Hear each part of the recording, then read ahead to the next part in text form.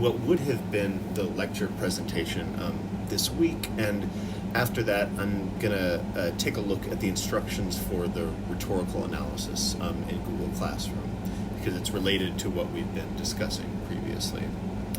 I might spend a little bit less time on each individual slide here, more so than I would if we were in class. But I really encourage you to go through this. I'm going to link it in the syllabus to go back and look at these slides, because this was really kind of our first like foundational getting into talking about how we even write argumentative type essays. So this will be an important one to refer back to. So here, what we can see in front of us, the first part of rhetoric. If you remember, we can go back to, let me see if I can pull this up. We can go back to our first lecture, like what is an essay, right? And that's not going to work. Where we talked about the canons of rhetoric, right? And invention, according to the ancient Greeks, is like the first part of rhetoric. It starts even before we sit down to start to write, whether it's a speech or an essay or anything like that. Where do ideas come from? May seem like a silly question, but I don't think it's a silly question. And a lot of students, I think, struggle when we get to the portion of the course where you're writing your own kind of original proposal for an argument essay. It can be a little bit paralyzing if your brain doesn't kind of naturally work that way. People are saying like, well, what do I write about? And sometimes it feels like that. But, we're used to the word invention as somebody in a laboratory coming up with new devices, right? But for the Greeks, invention, they thought of it as like the discovery of arguments. How does one think about what they want to argue? I think this is a pretty good definition here. Invention deals with patterns or frameworks that can be applied to all different kinds of arguments. Because if you really break it down and you really look, regardless of the topic, there's a finite number of ways that we approach them as arguments. And the Greeks called this word up here in the upper right-hand corner, they called it topoi. And I'm roughly translating that as topics of invention. Or we can think of it in more vernacular contemporary English as talking about types of claims. So that word topoi is the ancient Greek root of several modern English words. It literally translates as places, like the word topography, which is used in contemporary English to describe like maps of like features of the earth, like this graphic here, like a mountain, right? But it's a description of where you are on the surface of the earth, on land, right? And I think it's worth pausing for a moment to think about why they used that word for something that was then going to refer to a type of argument or a branch of rhetoric.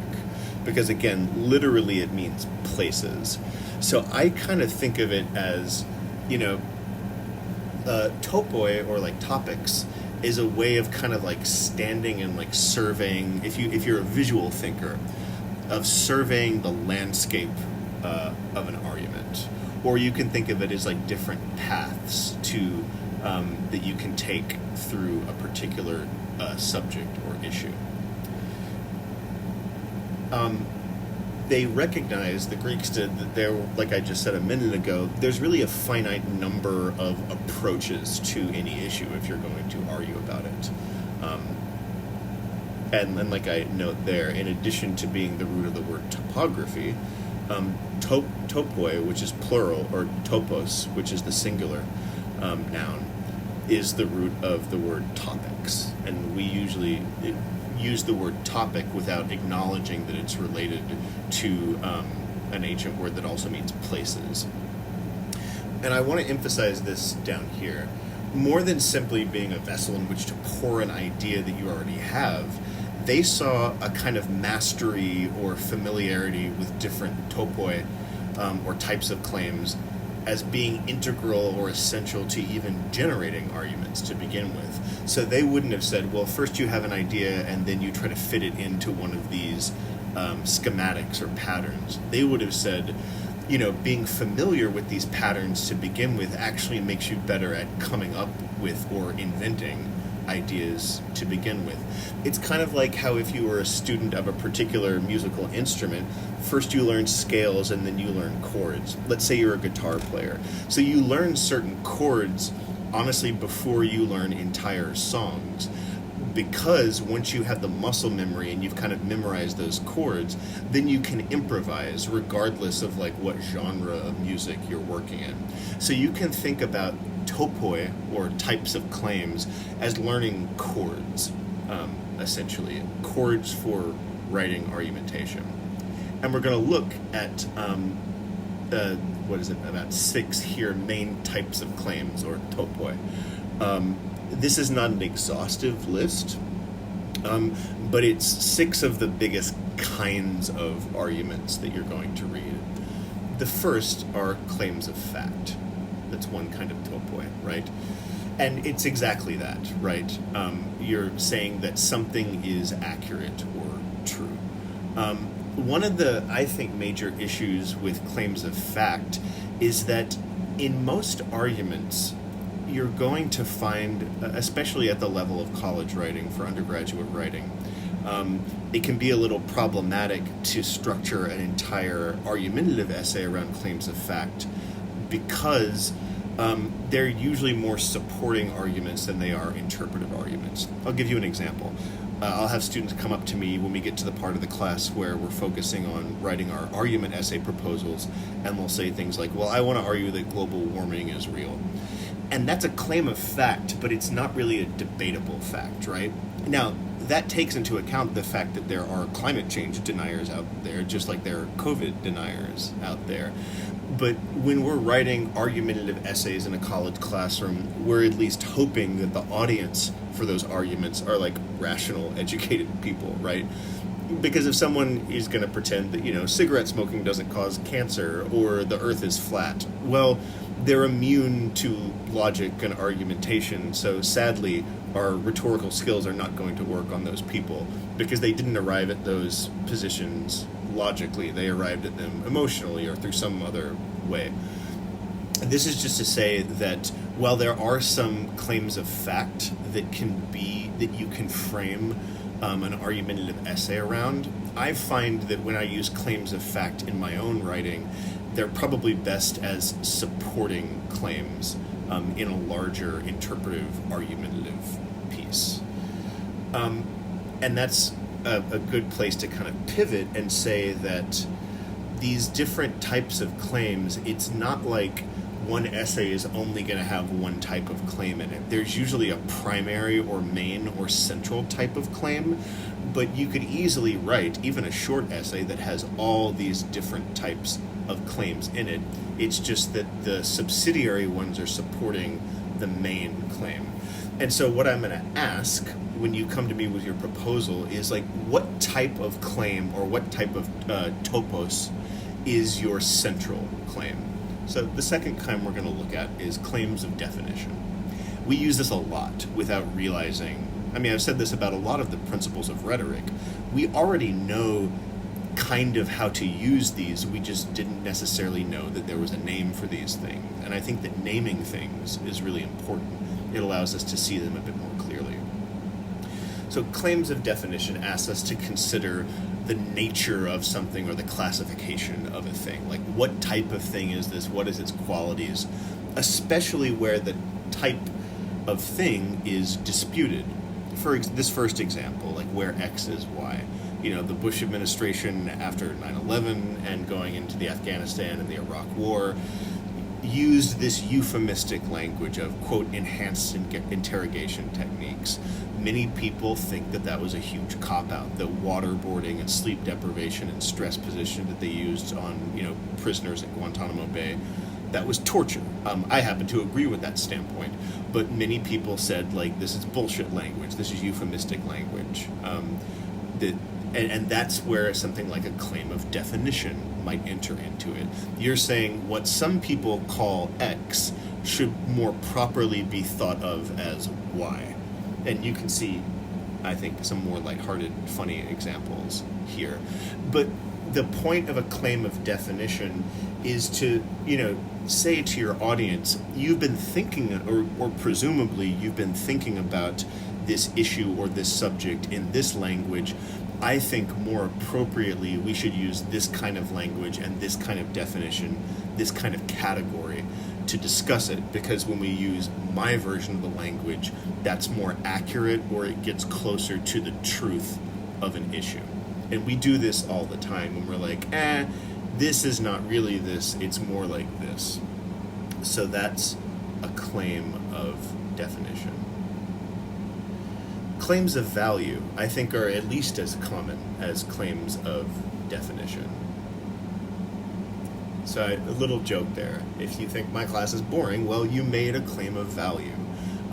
Claims of value are important because that's how we decide, one of the first things that a small child does. They're not going to make like these, complex, nuanced, philosophical evaluations of their daily life, but a baby knows if it likes carrots or if it doesn't like carrots, or it likes peas or it doesn't like peas, right? And we carry this with us throughout our life. When we're deciding how we want to spend our Saturday, we're making claims of value to ourselves. And it applies to everything from food or music, literature, but it also applies to really deep, hardcore questions about ethics and morality.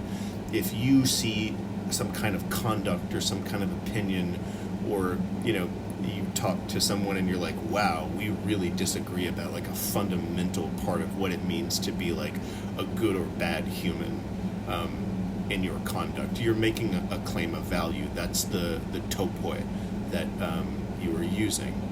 And I note here at the bottom in that third little bullet point that if we're going to structure a piece of argumentative writing around a claim of value, I say it's often necessary here. I think it's almost always necessary to define the criteria for something. For example, if you say, this isn't fair, I might turn it around and say, well, what are your standards of fairness? Or if someone's like, this is an undemocratic, system, I would say, okay, then what counts as democracy to you? And that would actually, if you're paying attention, that would probably necessitate also making a claim of definition. And that's what I meant when I said earlier that these claims aren't walled off from each other. You're often making more than one type of claim, even just in a single sentence. So if I make a claim of value that, this is not just, or this is not fair, or this is not democratic, then I also have to pivot and define what I mean by those words, because not everybody means the same thing when they talk about injustice or democracy or fairness or beauty. I mean, that's a big one, right? Many of us have different standards of beauty, not just when it comes to other people and sexual attraction, but I might think a particular song is just a work of, as a masterpiece, right? And you're like, I don't really like dubstep, So then you would be narrowing your audience and saying, well, this kind of claim of value is only going to make sense to you if you're someone who cares about this particular genre of art or music or literature or something. And so what I wrote over here on the left is also important to remember. Claims of value are not necessarily just restricted to good or bad. They can be this is not particularly effective way to accomplish this task. This is not legitimate, etc.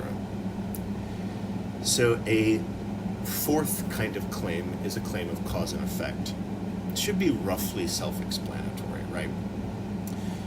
But it gets a little bit more complicated. I encourage you to spend some time with this slide. There's more text here, because claims of cause and effect, I think, can be tricky for undergraduate writing students the same way that claims of fact can be. As I note there, smoking causes cancer is actually a claim of fact because the cause and effect relationship there has been so rigorously established that it's no longer interesting to argue about, right?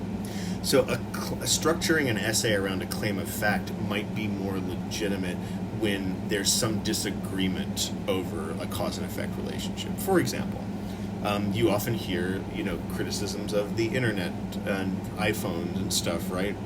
That it's destroying our attention span, right? We can't focus for more than a few minutes on any given activity because our attention is being pulled in so many directions by the computers in our pocket, right?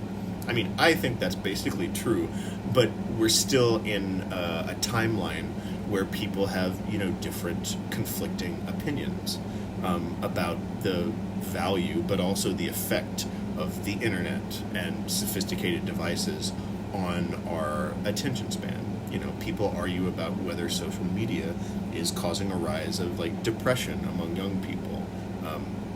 And we're starting to get studies that are trying to prove that, but it's still kind of a difficult, it says here on the left-hand side, in addition to asking if a possible cause is adequate to produce the effect, and if there are other possible adequate causes, there are other questions the arguer must ask. Are there multiple types of causes that would lead to the same effect, right? Okay, maybe the rise in depression among young people is just because we're talking about mental health more. Maybe there's been the same percentage of depression sufferers among young people for 100 years. We just weren't acknowledging that. People will argue that about autism, for example. Some people say, we're seeing there must be some environmental causation for the rise in diagnosed cases of autism. But then other people might argue it's not that it's more common, it's just that we're acknowledging its existence more. So now I think if you're paying attention, you're beginning to see that a claim of cause and effect is a little bit more flexible than just, X causes Y, fossil fuel burning contributes to climate change. That's not really debatable, but a question about, down here, an all-volunteer military has led to citizens not really caring much about how many wars we start. You could argue that because there are a lot of factors at play there, and it's a little bit more ambiguous and a little bit more, misty or harder to really point to a scientific, laboratory testable cause and effect. But that's exactly why we have rhetoric. Like I said in some of our first classes, we use rhetoric and the logic of argumentation and things like topoi and types of claims when we can't necessarily test something in a lab, but nevertheless it's an important issue that we want to be able to argue and clarify our thinking about. So yeah, maybe spend some time with this, because I think claims of cause and effect can seem really simple and obvious at first, but they're actually a little bit more complicated. Claims of analogy, probably one of my favorite types of claims, because I'm a nerd like that.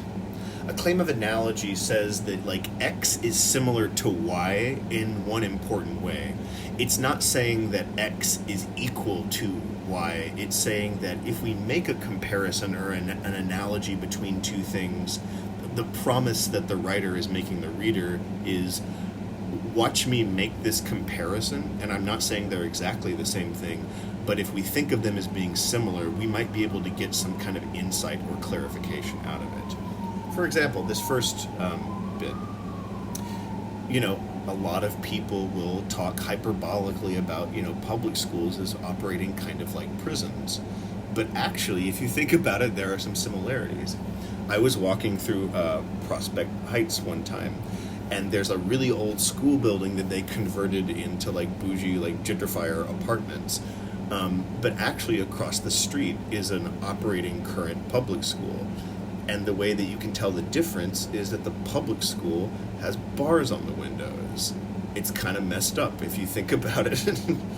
Maybe they don't want kids throwing chairs through the windows or something like that, but, another place that has bars on the windows are prisons. So regardless of where I end up with that analogy, it's interesting to start from a place and say, how is one thing like another? This other example here is very common. You will often hear people arguing against the government spending money on social programs, somehow not for military equipment, but always, can we afford this social program? And they'll say, well, the federal government is just like a household. We have to take in more money than we spend.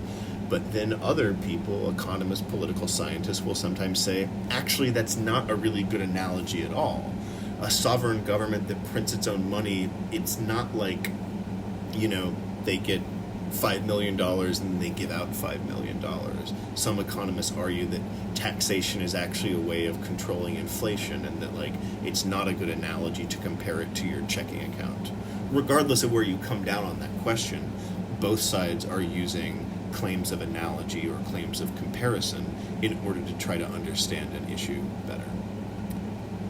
Okay, so the final one that we're going to talk about today, and I want to emphasize there are other types of claims out there, but these are just some of the most obvious and the most common. Claims of policy. Probably the easiest one to understand. There's not a whole lot of ambiguity or vagueness to it. A claim of policy says we should do something. You or I or the government or people in general should pursue a certain course of action. Now, one of the things that, while I say that claims of policy are kind of obvious and not that complicated, we should keep in mind that if you're going to write an argumentative essay where the central claim or the central topos is a claim of policy, then you should be prepared to address objections to that policy. But you should also be prepared to address what the obstacles to achieving that outcome are. It might be nice to say, we should quit being mean to each other or something, but that's such a vague claim of policy, right? Or, maybe we shouldn't put profits over people, or maybe we shouldn't engage in constant warfare. But if I was going to make that argument, I need to also prepare myself to say, I know that we should, or I'm arguing that we should be doing X, but I also have to address why that policy hasn't been enacted yet. What are the political or psychological or whatever obstacles to people acting in a certain way? Okay. So that's our kind of basic introduction to this idea of topoi, or types of claims, or topics of invention.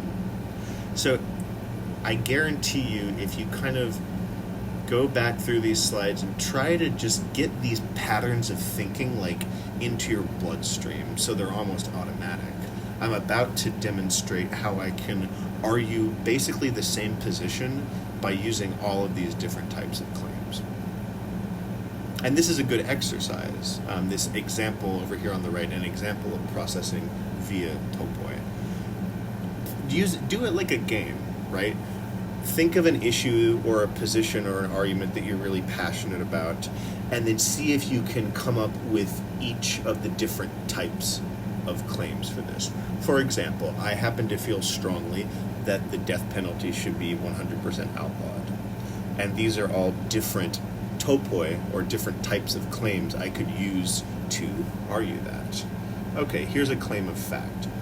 Each time that someone is sentenced to death in the United States, because it's such a serious, irrevocable, unchangeable sentence, they are usually given years to appeal. You can even appeal up to the Supreme Court. That's actually not that uncommon.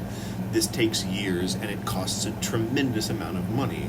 And because the kinds of people sentenced to the death penalty are usually not wealthy people, that means that their lawyers are paid for by the taxpayers. So I read a statistic somewhere, I really should have cited it here, that each death penalty sentence ends up costing taxpayers something over $1 million. Now, the implied argument there is that it's not worth having the death penalty because it's costing us so much money. We could spend that money better. I didn't express that in this sentence, but that's what I mean when I say that claims are often intertwined with each other. My claim of fact that death penalty sentences end up costing taxpayers over $1 million would then be paired with a claim of policy, which is, and for that reason, we should stop doing this. So a claim of definition. We call it the death penalty or whatever, but basically it's murder. Anytime someone knowingly kills people, that I would consider that murder, right? And not everybody will agree with that definition. But that's the claim that I'm making. People could argue with that claim, and then I could argue with them. I would have a rebuttal, and then That's how an argument works. You go back and forth, or you even go back and forth with what you think people would disagree with you. That's actually how to write a rebuttal. But that's a claim of definition. I'm arguing about language here. I'm saying that the death penalty is murder, and most people agree that murder is wrong, and therefore a claim of policy, we should quit doing it. A claim of value. I'm going to say it's immoral to take a human life. That could be twinned or paired with a claim of definition. If the death penalty is murder, then murder is wrong. 2 claims in 1 sentence. And it is beyond our wisdom to adjudicate this. As Gandalf says in The Lord of the Rings when Frodo says that he wishes that Gollum was dead. Gandalf says, "Many that live deserve death, and some that die deserve life. Can you give it to them?"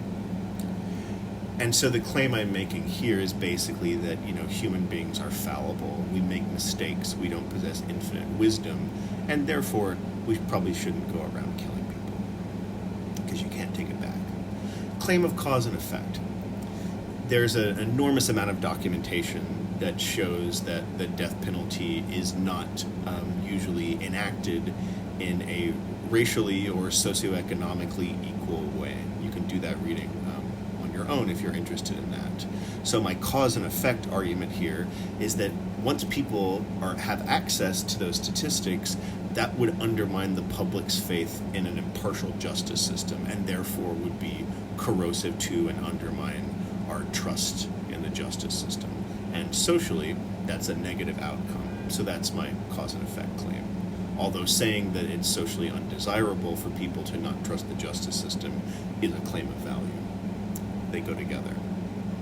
The claim of analogy here, I'm saying that one day we will look back at societies that practice the death penalty with shame, and we would consider them the same as societies or similar to societies that condone torture and slavery. So the analogy there I'm making is between death penalty and torture, or death penalty and slavery.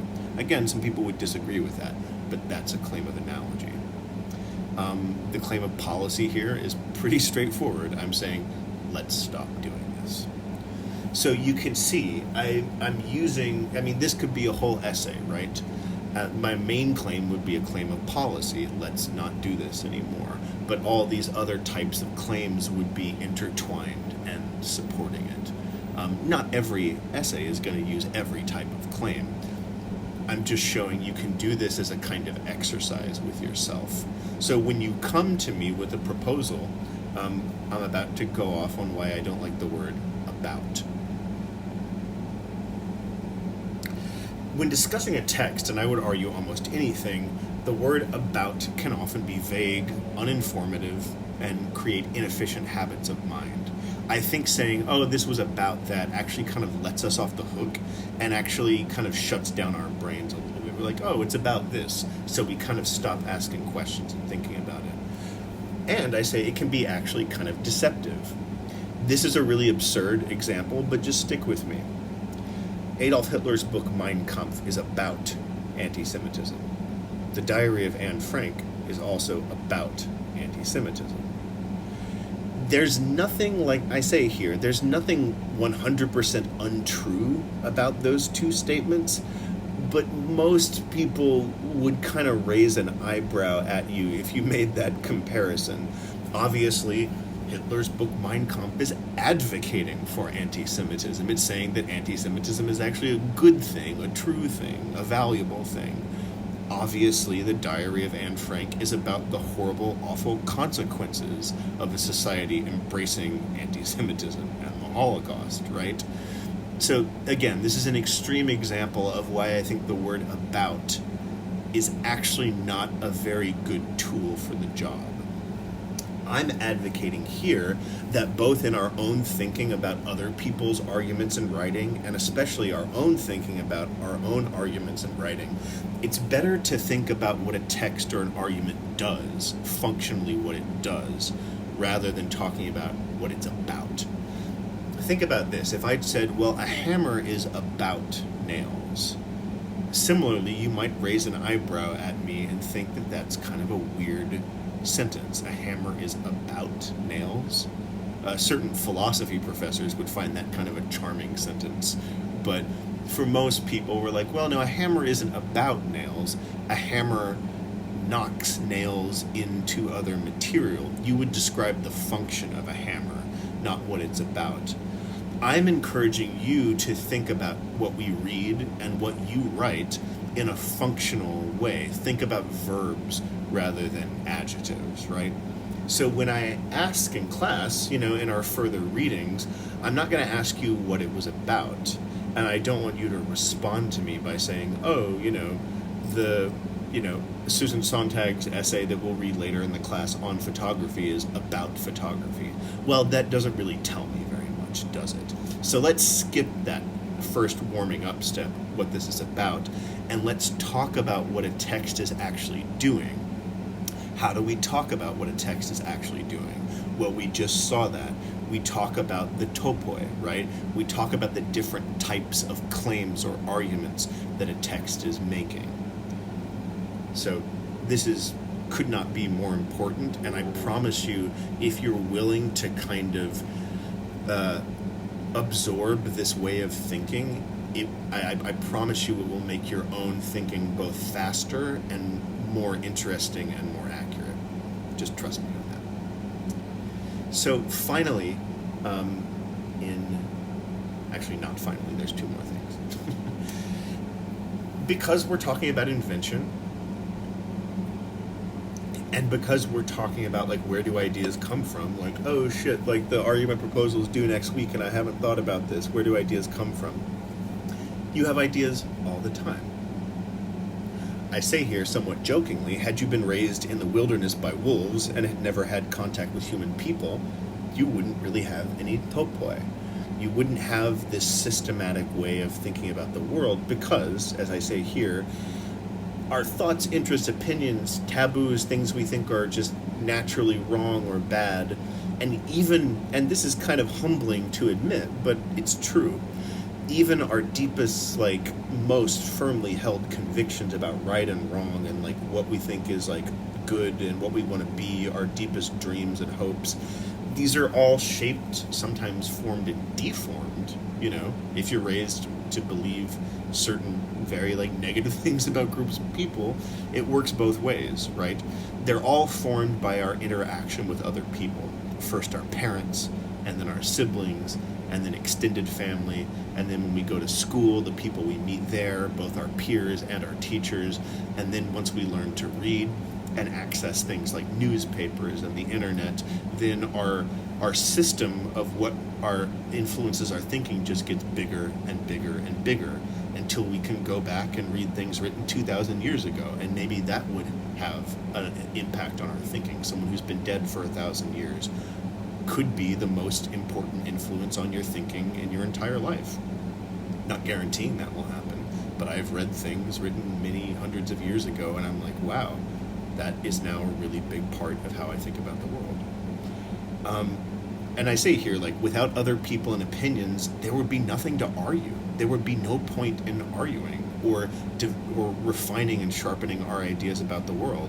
If you woke up tomorrow in, like, a Twilight Zone episode and you were the only person left in the world, there wouldn't be any point in learning the art of rhetoric because there would be nobody to persuade or influence, There's a famous Twilight Zone episode where this kind of nerdy librarian guy, and he's kind of antisocial, doesn't really like hanging out with people, he just wants to read his books. Great. He ends up somehow trapped in a bank vault, and there's like a nuclear attack, and then he somehow escapes, and he's like, oh, it's kind of weird, but he's actually pleased because he gets to do what he always wanted to do. He doesn't have to interact with people. He can just sit around and read all day. And then he trips over some rubble and he breaks his glasses, and he's nearsighted, so he can't read. It's one of those cruel twists of fate in a Twilight Zone episode. But it drives home a certain point that, most of what we do, we get up in the morning, we follow a certain routine because we have expectations of other people and they have expectations of us. And that's certainly true about how our ideas are influenced.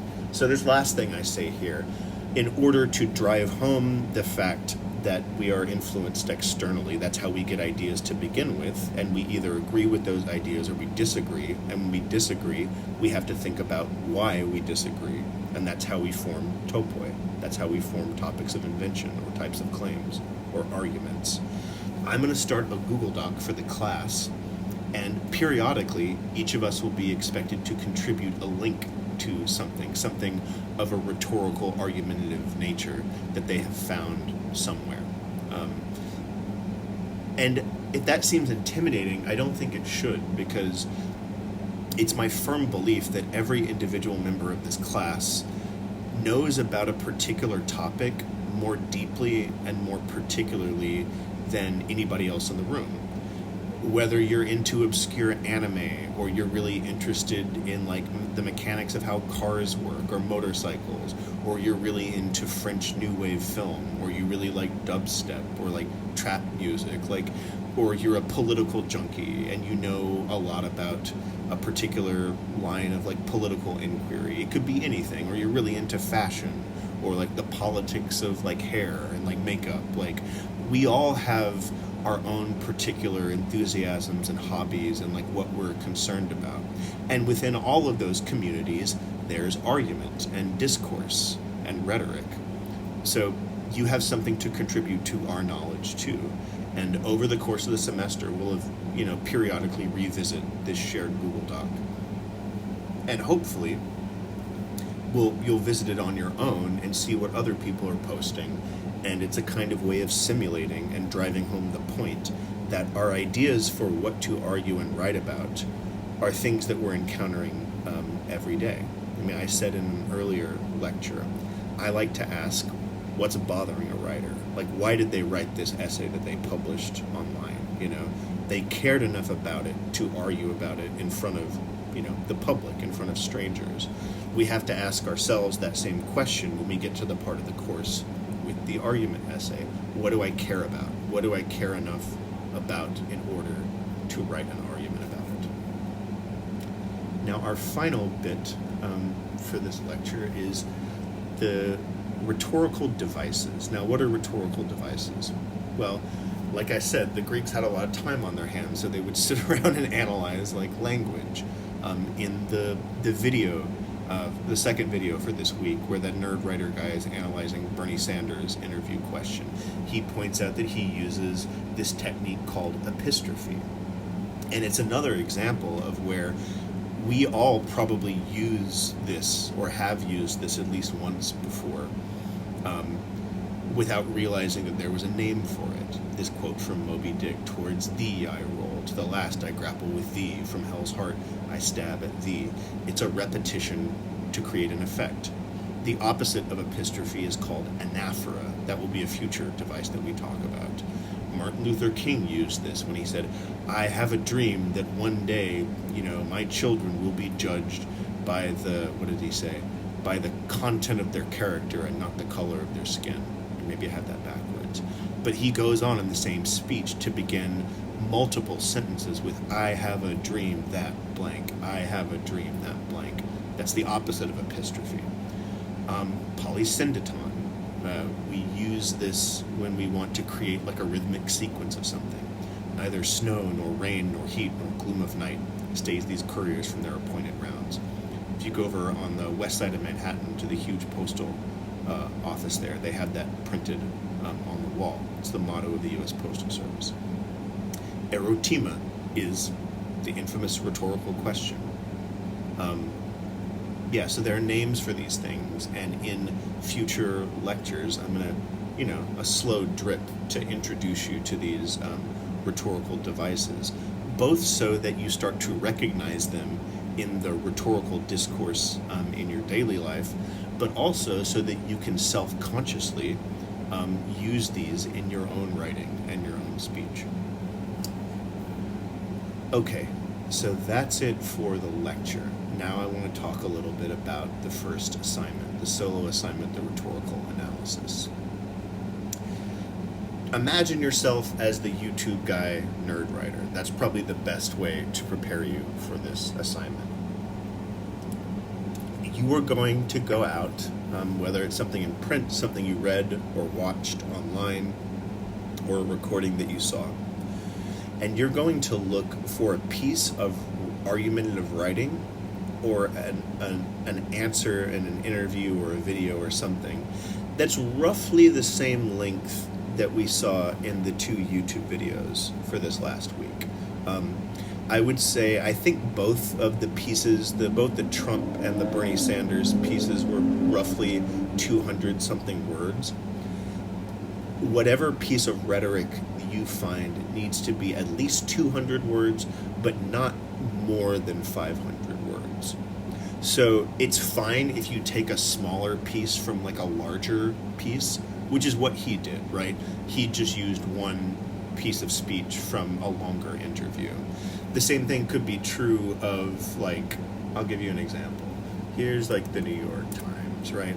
Let's see what the op-eds for today are. We know how to teach kids to read. Okay. I'm going to see how many words this whole thing is. I'm going to copy it into a Google Doc.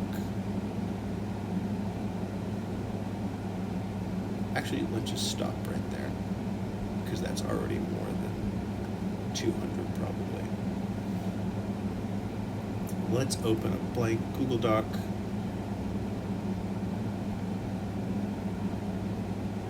And paste it. Again, that was only about half of that whole op-ed. Well, maybe a little bit more than half. And I want to get a word count. So that's already 1,000. About 2/3 of that op-ed was 1,124 words. So you don't have to pick something that long. In fact, I would encourage you to pick something shorter. It should be at least 200 words, but maybe no more than 500-600 words. It's fine if it's, like I said, a smaller piece of a larger piece. And what you're going to do is you're going to rhetorically analyze it. What does that mean? Well, the first thing you're going to do is copy and paste that into a document, and it shouldn't take up more than the first page. It's fine if it's single, 1.5, or double space, doesn't matter, but it shouldn't take up more than the first page. You are going to look for, the first part of the assignment is you're going to look for a few things. You're going to look for modes of persuasion. We discussed ethos, pathos, and logos, the different rhetorical appeals or modes of persuasion. And then you're going to highlight, you're going to change the text color. Okay, let's say I thought that this random sentence was an example of pathos. I don't think it is, but just randomly I thought it was. I would go and change the color of the text. I think I said to blue. Like that. Yeah, blue. No, I said blue for ethos, red for pathos, green for logos. And I want you to do that with the whole text sample. Now, keep in mind, and I think I said this before, keep in mind that you don't have to color code every sentence, because sometimes a sentence is just like stating a fact or reporting what somebody said. Like, not everything that somebody writes or says is an example of a rhetorical appeal or a mode of persuasion. Now, if you're using a video, give me a link to the video, but you also need to transcribe the text in the video, whether that's from the captions in the video or just you going through and literally typing out word for word what they say. So part of it will be color coding the different types, the modes of persuasion. I also want you to see if they use any rhetorical devices, which I want you to put in bold. Now, we've only looked, obviously, at 3 different rhetorical devices so far. If you want to go above and beyond, you can Google Greek rhetorical devices, and you can find a web page that probably lists like 300 different kinds of rhetorical devices. You, of course, don't have to do that for this assignment. And it might be the case that the piece you choose doesn't use a rhetorical, one of these 3, the very limited sample that we're familiar with thus far, and that's fine. If it's not there, it's not there. The third thing, and this is the second half of the assignment, after the first page, begin a new page, and then you're going to kind of summarize and analyze what you consider to be the speaker or writer's effective or ineffective use of topoi, the type of claims they're making, and whether it works, you know? So if you think about the Nerd Writer videos, he, like, what's this? Oh man, I paused it earlier. The right place. Wow.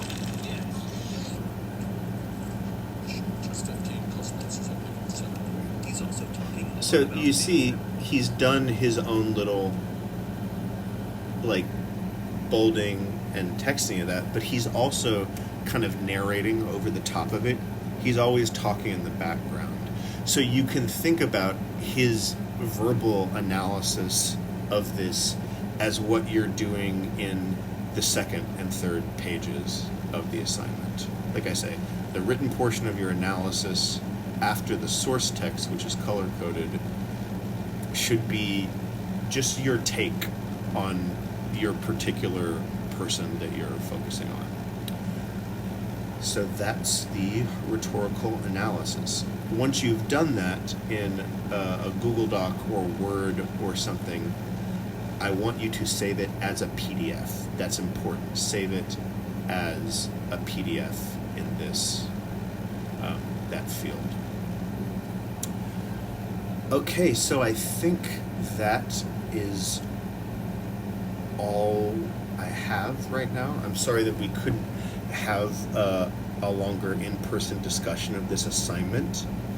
If you have questions about the assignment, please go to the stream in Google Classroom and just go that announce something to the class and just ask me a question there, and I will answer it as soon as possible.